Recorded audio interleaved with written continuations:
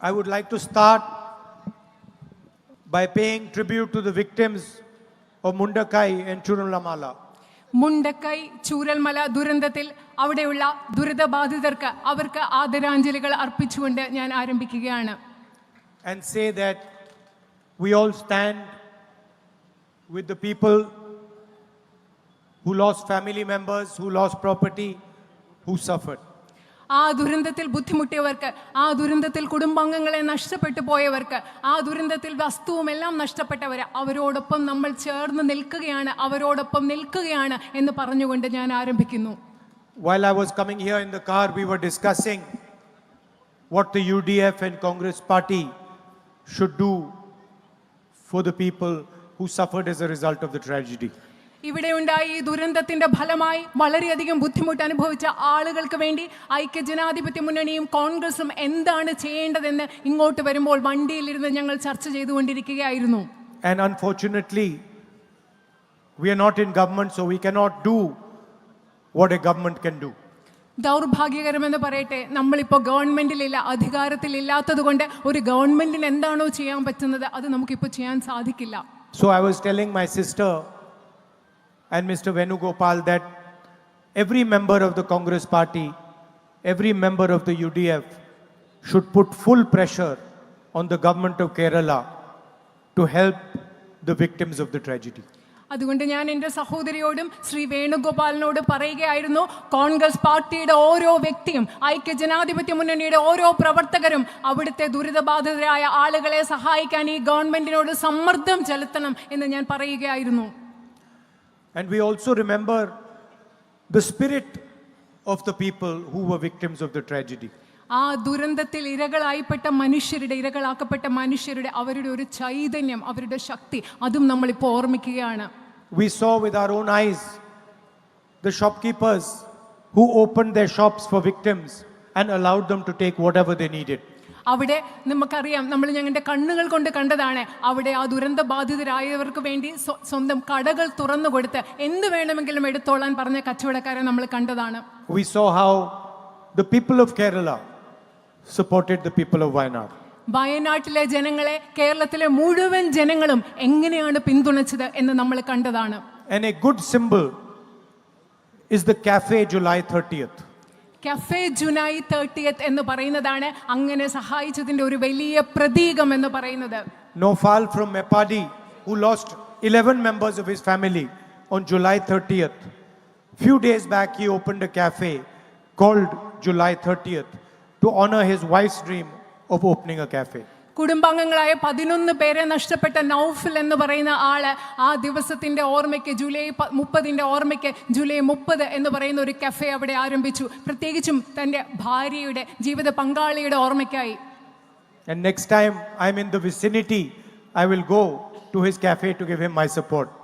ഇനി ഞാൻ ആ കഫേയുടെ അടുത്തെത്തുന്ന അടുത്ത സമയം ഞാൻ അവിടെ പോയി അദ്ദേഹത്തിന് പിന്തുണ കൊടുക്കാൻ വേണ്ടി ഞാൻ ആ നൗഫലിന്റെ കഫേയിൽ പോകും.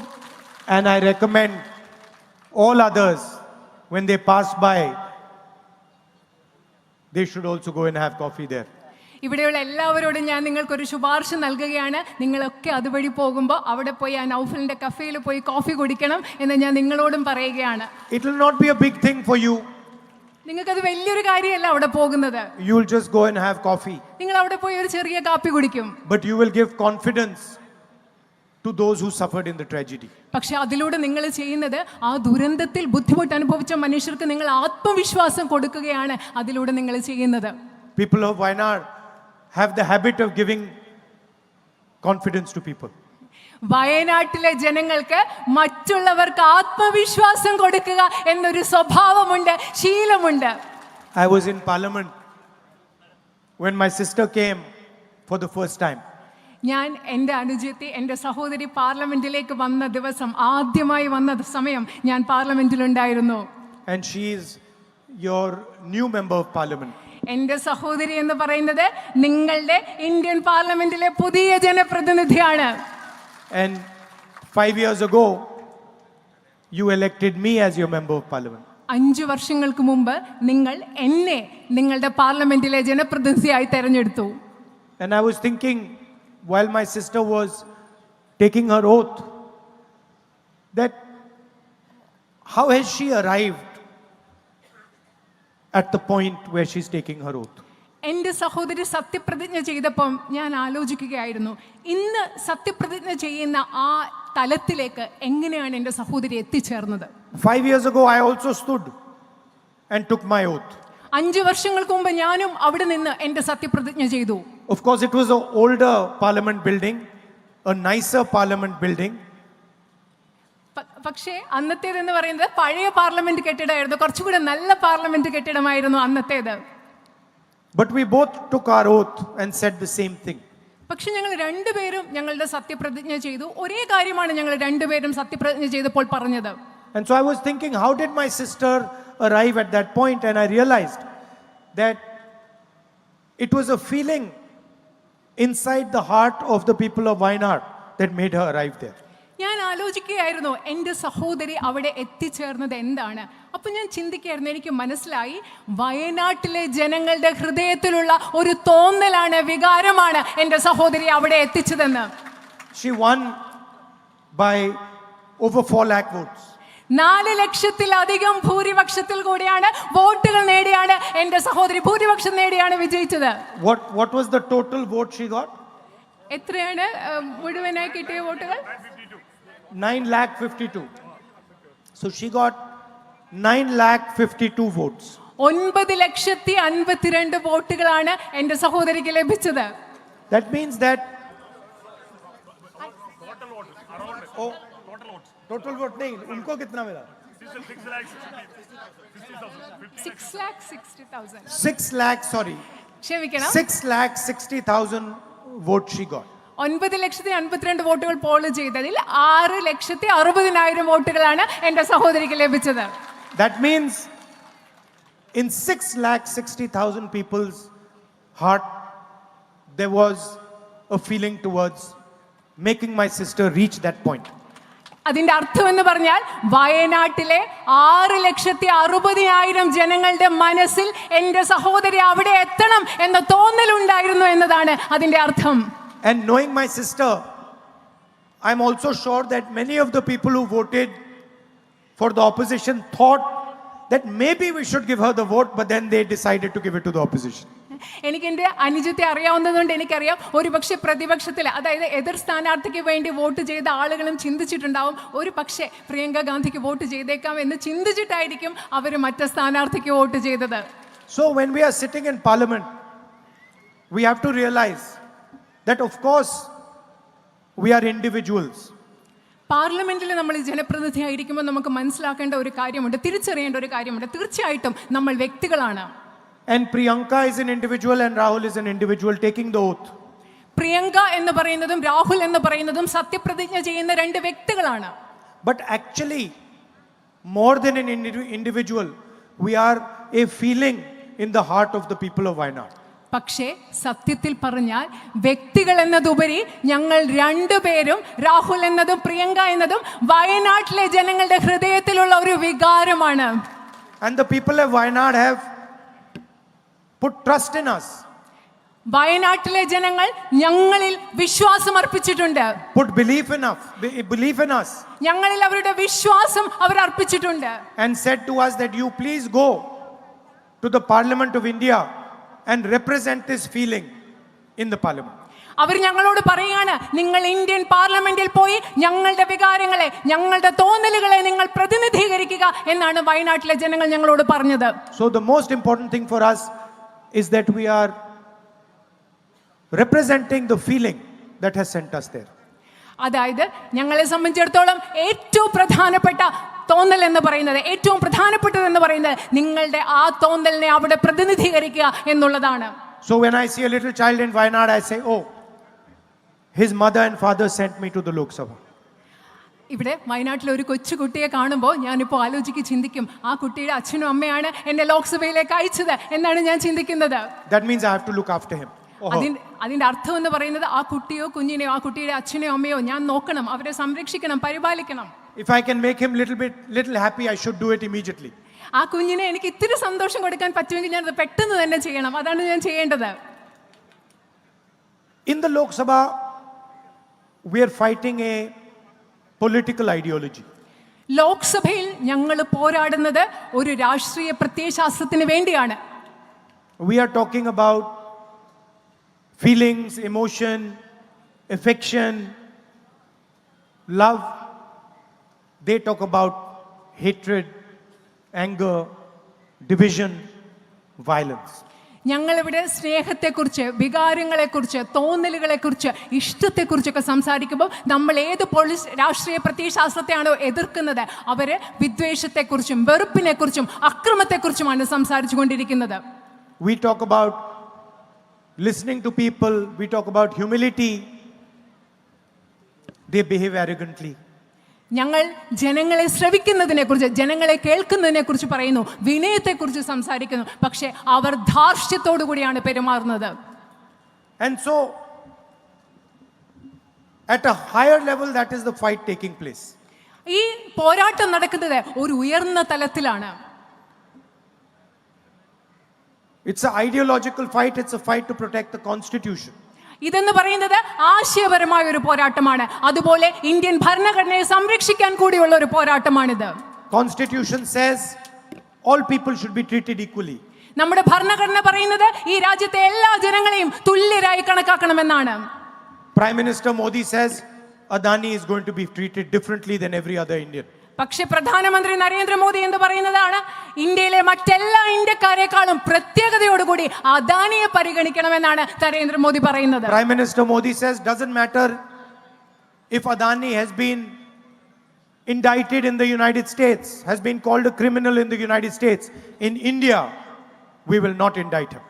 അതായത് നരേന്ദ്രമോദി പറയുന്നത് യുണൈറ്റഡ് സ്റ്റേറ്റ്സ് ഓഫ് അമേരിക്കയിൽ അദാനിയെ കുറ്റാരോപിതനാക്കി അദ്ദേഹത്തെ കുറ്റക്കാരൻ എന്ന് പറയുന്നു, പക്ഷേ ഇന്ത്യയിൽ ഞങ്ങൾ അദ്ദേഹത്തിനെതിരെ ഒന്നും ചെയ്യില്ല, അദ്ദേഹത്തെ ആക്രമിക്കില്ല എന്നാണ് നരേന്ദ്രമോദി പറയുന്നത്. The Indian Constitution says treat all people in India, all regions in India, all states in India fairly. Indian ഭരണഘടന പറയുന്നത് ഇന്ത്യയിലെ എല്ലാ പ്രദേശങ്ങളെ, ഇന്ത്യയിലെ എല്ലാ സംസ്ഥാനങ്ങളെയും തുല്യതയോടുകൂടി പരിഗണിക്കണമെന്നാണ് ഇന്ത്യൻ ഭരണഘടന പറയുന്നത്. Prime Minister of India says, regardless of what tragedy Wayanad has faced, I will not give them the support that is their due. പക്ഷേ ഇന്ത്യയുടെ പ്രധാനമന്ത്രി എന്താണ് പറയുന്നത്? വയനാട്ടിൽ എന്തു ദുരന്തം ഉണ്ടായിക്കൊള്ളട്ടെ, പക്ഷെ ഞാൻ അവർക്ക് അവർ അർഹതപ്പെടുന്നത് ഞാൻ നൽകില്ല എന്നാണ് ഇന്ത്യൻ പ്രധാനമന്ത്രി പറയുന്നത്. So this is the atmosphere in which we are operating. ഇന്ന് നമ്മൾ പ്രവർത്തിക്കുന്ന ഒരു അന്തരീക്ഷം എന്ന് പറയുന്നത് ഈ ഒരു അന്തരീക്ഷമാണ്. And in a sense, it is the feelings that you have and millions of other people have that give us confidence, that protect us. ഈ അന്തരീക്ഷത്തിൽ പ്രവർത്തിക്കുമ്പോൾ ഞങ്ങളെ സംരക്ഷിക്കുന്നത്, ഞങ്ങൾക്ക് ആത്മവിശ്വാസം നൽകുന്നത് നിങ്ങളുടെ തോന്നലാണ്. അതുപോലെ നിങ്ങളെ പോലെ ലക്ഷക്കണക്കിന് മനുഷ്യരുടെ തോന്നലാണ് ഞങ്ങൾക്ക് ആത്മവിശ്വാസവും സംരക്ഷണവും നൽകുന്നത്. It's quite interesting. They have the entire government at their disposal. അതായത് ഈ ഗവൺമെന്റിന്റെ കയ്യിൽ മുഴുവൻ ഗവൺമെന്റും ഭരണ സംവിധാനങ്ങളും അവരുടെ കയ്യിലുണ്ട്. They have the media at their disposal. മാധ്യമങ്ങൾ അവരുടെ താല്പര്യങ്ങൾക്കനുസരിച്ചുണ്ട്. Money. അതുപോലെ സമ്പത്തുണ്ട്. Intelligence agencies. അതുപോലെ ഈ രാജ്യത്തെ ഇന്റലിജൻസ് സംവിധാനങ്ങൾ അവരുടെ കയ്യിലുണ്ട്. CBI, ED, income tax. CBI, enforcement directorate, income tax തുടങ്ങിയ എല്ലാ സംവിധാനങ്ങളും അവരുടെ കയ്യിലുണ്ട്. Unlimited money. അതുപോലെ തന്നെ കണക്കില്ലാത്ത അളവില്ലാത്ത സമ്പത്ത് അവരുടെ കയ്യിലുണ്ട്. And we don't have any of that. We just have the feeling of the people. പക്ഷേ ഞങ്ങളുടെ കയ്യിൽ അതൊന്നുമില്ല.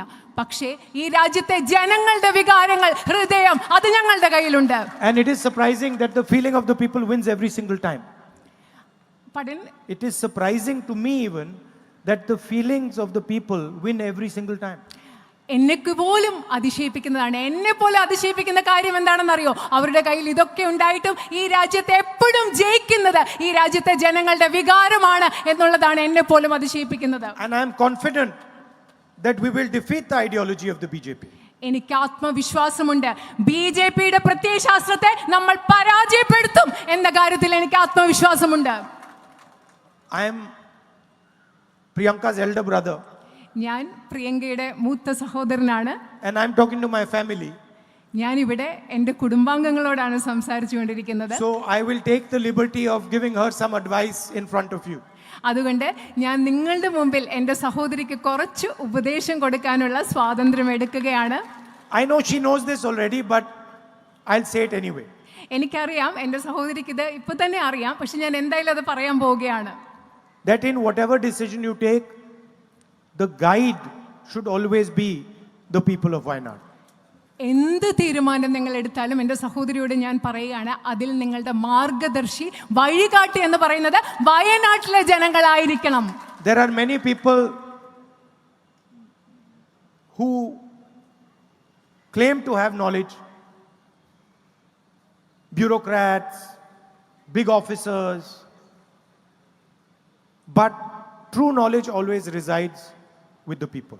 ഇവിടെ ഒരുപാട് ആളുകൾക്ക് അറിവുള്ള ഒരുപാട് ആളുകളുണ്ട്, ഉദ്യോഗസ്ഥരുണ്ട്, ബ്യൂറോക്രാറ്റുകളുണ്ട്. പക്ഷേ യഥാർത്ഥ അറിവെന്ന് പറയുന്നത് എപ്പോഴും ഉള്ളത് ജനങ്ങളിലാണ്. ജനങ്ങൾക്കാണ് യഥാർത്ഥ അറിവുള്ളത്. You want to understand about rice, go to a farmer. നിങ്ങൾക്ക് നെല്ലിനെ പറ്റി അറിയണം, അരിയെ പറ്റി അറിയണം, നിങ്ങൾ ആരുടെ അടുത്തേക്ക് പോകണം? ഒരു കർഷകന്റെ അടുത്തേക്ക് പോകണം. You want to understand the market, go to a shopkeeper. നിങ്ങൾക്ക് മാർക്കറ്റിനെ കുറിച്ച്, വിപണിയെ കുറിച്ച് അറിയണം, നിങ്ങൾ ഒരു കച്ചവടക്കാരന്റെ അടുത്തേക്ക് പോകണം. You want to understand the school system, go to the children, go to the teachers, go to the headmasters. നിങ്ങൾ ഒരു സ്കൂൾ സംവിധാനത്തെ കുറിച്ച് നിങ്ങൾക്ക് മനസ്സിലാക്കണം, നിങ്ങൾ കുട്ടികളുടെ അടുത്തേക്ക് പോകും, നിങ്ങൾ അധ്യാപകരുടെ അടുത്തേക്ക് പോകും, നിങ്ങൾ ഹെഡ് മിസ്ട്രസിന്റെ അടുത്തേക്ക് പോകണം. And I'm sure that she's going to do that. She's going to go to all of you and listen to you. എനിക്കറിയാം എൻ്റെ സഹോദരി തീർച്ചയായിട്ടും അത് ചെയ്യാൻ പോവുകയാണ്. എൻ്റെ സഹോദരി നിങ്ങളുടെ എല്ലാവരുടെയും അടുത്തേക്ക് വന്ന് നിങ്ങളെ കേൾക്കാൻ പോവുകയാണെന്ന് എനിക്കറിയാം. Understand what is disturbing you, understand what is making you happy, understand what is frightening you. നിങ്ങളെ എന്താണ് ബുദ്ധിമുട്ടിക്കുന്നത്, നിങ്ങളെ സന്തോഷിപ്പിക്കുന്നത് എന്താണ്, നിങ്ങളെ പേടിപ്പിക്കുന്നത് എന്താണ് എന്ന് മനസ്സിലാക്കാൻ എൻ്റെ സഹോദരി നിങ്ങളുടെ അടുത്തേക്ക് വരുമെന്ന് എനിക്കറിയാം. And respect the millions of people whose feeling has sent you to the Lok Sabha in the first place. അതുമല്ല, നിങ്ങളെ എൻ്റെ സഹോദരിയെ ലോക്സഭയിലേക്ക് അയച്ച ലക്ഷക്കണക്കിന് ആളുകളുടെ ഹൃദയവികാരങ്ങളെ ബഹുമാനിക്കുക എന്നതും എൻ്റെ സഹോദരി ചെയ്യും. അതും ഉപദേശമായി ഞാൻ പറയുകയാണ്. And I have said it many times that she is your official member of parliament, I am your unofficial member of parliament. ഞാൻ നിങ്ങളോട് ഇത് പല പ്രാവശ്യം പറഞ്ഞിട്ടുണ്ട്. എൻ്റെ സഹോദരി ഇന്ത്യൻ പാർലമെന്റിലെ നിങ്ങളുടെ ഔദ്യോഗിക ജനപ്രതിനിധിയാണ്, പക്ഷേ ഞാൻ നിങ്ങളുടെ അനൗദ്യോഗിക ജനപ്രതിനിധിയാണ്. Only Wayanad has this, no other constituency has this. വയനാട്ടിന് മാത്രമേ ഉള്ളൂ, വേറെ ഒരു നിയോജക പാർലമെന്റ് മണ്ഡലത്തിലും ഇങ്ങനെ രണ്ട് ജനപ്രതിനിധികളില്ല. And so if you need something repeated, I'm always there to do so. നിങ്ങൾക്ക് എന്തെങ്കിലും വേണമെങ്കിൽ ഞാൻ എല്ലായ്പ്പോഴും നിങ്ങൾക്ക് വേണ്ടി അവിടെയുണ്ട്. Thank you very much and all my love to every single person in Wayanad. വളരെയധികം നന്ദി. വയനാട്ടിലെ ഓരോ വ്യക്തിക്കും എൻ്റെ എല്ലാ സ്നേഹവും. UDF, LDF, everybody. UDF ഐക്യ ജനാധിപത്യ മുന്നണിയുടെയും ഇടതുപക്ഷ ജനാധിപത്യ മുന്നണിയുടെയും LDFന്റെയും എല്ലാ പ്രവർത്തകർക്കും എൻ്റെ നന്ദി. It was an honor for me to be your member of parliament. നിങ്ങളുടെ ഇന്ത്യൻ പാർലമെന്റിലെ നിങ്ങളുടെ ജനപ്രതിനിധി ആയിരിക്കുക എന്നത് എന്നെ സംബന്ധിച്ചിടത്തോളം വലിയൊരു ആദരവായിരുന്നു. Namaskar. നമസ്കാരം.